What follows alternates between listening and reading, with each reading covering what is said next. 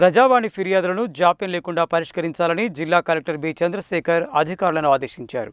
June 2న నిర్వహించనున్న రాష్ట్ర అవతరణ దినోత్సవ వేడుకలకు అవసరమైన అన్ని ఏర్పాట్లను చేయాలని చెప్పారు. ప్రజావాణి సందర్భంగా సోమవారం కలెక్టర్ కార్యాలయ సమావేశ మందిరంలో ప్రజల నుండి ఫిర్యాదులను స్వీకరించిన అనంతరం జిల్లా అధికారులతో నిర్వహించిన సమీక్ష సమావేశంలో జిల్లా కలెక్టర్ బి చంద్రశేఖర్ మాట్లాడారు. ప్రజావాణి ఫిర్యాదులను జాప్యం లేకుండా పరిష్కరించాలని అధికారులను ఆదేశించారు.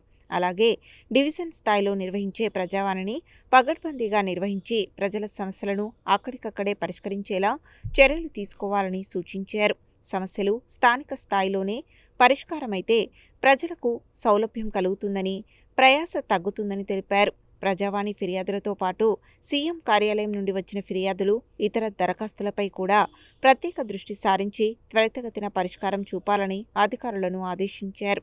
జూన్ 2న నిర్వహించనున్న రాష్ట్ర అవతరణ దినోత్సవ వేడుకల ఏర్పాట్లపై సమీక్షిస్తూ అవసరమైన ఏర్పాట్లను ముందుగానే సిద్ధం చేసుకోవాలని సూచించారు. స్టేజ్, డయాస్, టెంట్లు, తాగునీరు తదితర అన్ని వసతులను సమకూర్చాలని చెప్పారు. ఈ సంవత్సరం ఎండలు తీవ్రంగా ఉన్నందున కార్యక్రమాలను సాధ్యమైనంత త్వరగా ముగించేలా ప్రణాళిక రూపొందించాలని తెలిపారు. జూన్ 2న జరిగే కార్యక్రమానికి ముఖ్య అతిథి సందేశానికి సంబంధించిన నివేదికలను ఆయా శాఖలు తక్షణమే సిపిఓకు సమర్పించాలని ఆదేశించారు.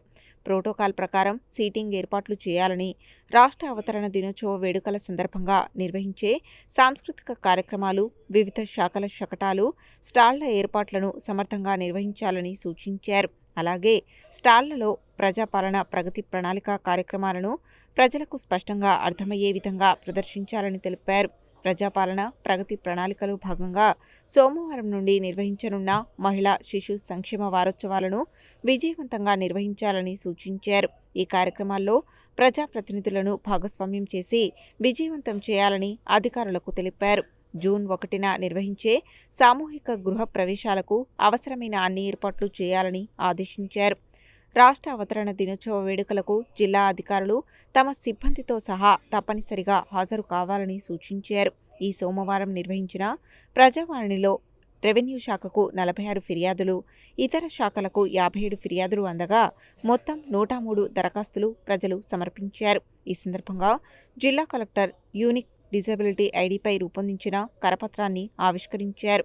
కార్యక్రమంలో రెవెన్యూ అదనపు collector G Srinivas, DRTO Shekar Reddy, ZP CEO Premkaran Reddy, గృహ నిర్మాణ శాఖ పీడీ రాజ్ కుమార్, సిపిఓ శ్రీనివాస్ నాయక్ తదితర జిల్లా అధికారులు పాల్గొని ప్రజల నుండి ఫిర్యాదులు స్వీకరించారు. చెరుకు వెళ్ళి ఢిల్లీ దగ్గర ఢిల్లీ మండలం. నా పేరు లక్ష్మమ్మ, మేకల లక్ష్మమ్మ. నా కష్టాలు పెడుతుండ్రయ్యా కొడుకులు కోడలు. 2 కొడుకులు అయితే ఒక కొడుకు చచ్చిపోయాడు, చిన్న కొడుకు చచ్చిపోయాడు, పెద్ద కొడుకు ఉన్నాడు. పెద్ద కొడుకు మాట మనవని మాట, చిన్న కోడలు బిడ్డలు, 2 బిడ్డలు నన్ను సగల బాధలు పెడుతున్నారు. 10 నెలల కింద పడి కాలు ఇరిగిపోయింది. పెద్ద అయినా చిన్న కోడలు కలిసి కాలు ఆపేసింది, చేపించి ఆడ 3 నెలలు ఉన్నా. 3 నెలల తర్వాత చిన్న కొడుకు బిడ్డ పెండి. ఆ పెండికి వచ్చిన ఆ బిడ్డ ఎట్లా పోయినా ఈ కాలు ఇరిగితే ఈ కాలు నొప్పి నడవరాకుండా వాళ్ళు నాకు అన్నం పెట్టారు. నన్ను ఇంకా గవర్నమెంట్ దాంట్లో నా ఆస్తి చేసుకున్నారు. నీదేనే నువ్వు సంపాదించినావే, పెద్దలు ఎవరో సంపాదించరు అనేమో పెద్ద కొడుకు. చిన్న కోడలేమో నా మొగని పేరు ఉన్నది, నా పేరు చేపించుకున్నా. నీదేనే నెలకు 5,000 ఆ ఇల్లుకి రాయి కట్టుతున్నారు. నువ్వు కడుతున్నావే, నీకు ఎందుకే బువ్వ పెట్టా? నాకేమో ఇల్లు సంసారం లేదా, నేను పెట్టా బువ్వ అని ఇంట్లో నుంచి మంచం మీద నుంచి 2 మనవరాళ్ళు చెరువు పట్టి గుంజి బయట ఎండకు గూలేసారు. ఎండకు గూలేస్తే ఇంట్లో కొనుగోతే తలుపులు పెట్టుకున్నాక ఇంకా అట్లనే బయట కూర్చున్నా. కోడలు డ్యూటీకి పోయి వచ్చిన దానిక కూర్చున్నా. కోడలు వచ్చినాక ఇంట్లోకి పోయి ఆస్తి నాకు ఇవ్వాలి. వాళ్ళకి ఎందుకు నాకు భూమి పెట్టినందుకు 4 ఎకరాల భూమి అయితే బిడ్డకు 30 గుంటలు చేసిన. తండ్రికి బాగాలేకుంటే 50,000 పెట్టుకున్నది. తండ్రి తన ఇంటికాడనే చచ్చిపోయి ఉండవు. 20 ఏళ్ళ సన్నీరు నాకు పెడుతున్నది. 200 రూపాయలు వస్తే గవర్నమెంట్ నుంచి 200 రూపాయలు ఇప్పుడు 2000 వస్తున్నాయి. 2000 వస్తున్నాయి.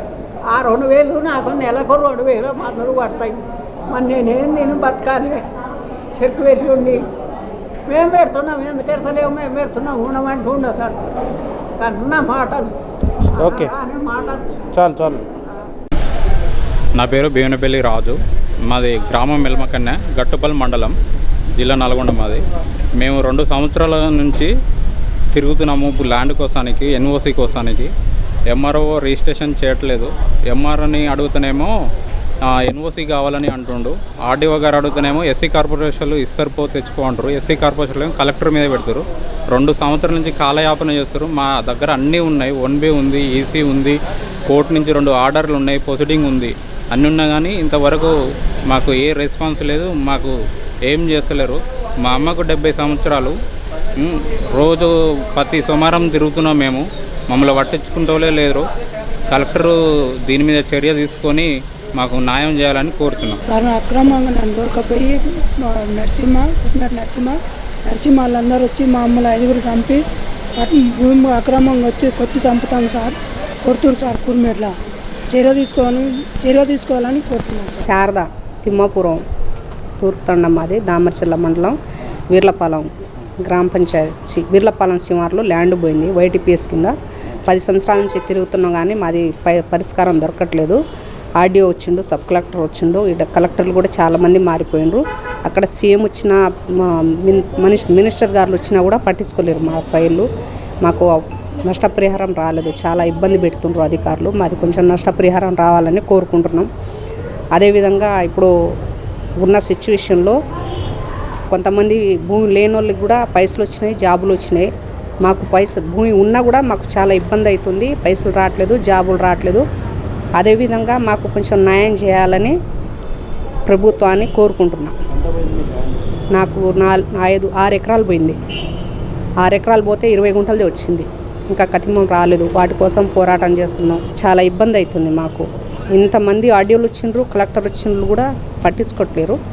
న్యాయం చేయాలని కోరుకుంటున్నాం. అర్జునాపురం గ్రామం, చింతపల్లి మండలం, గడేగౌర, నల్గొండ డిస్టిక్.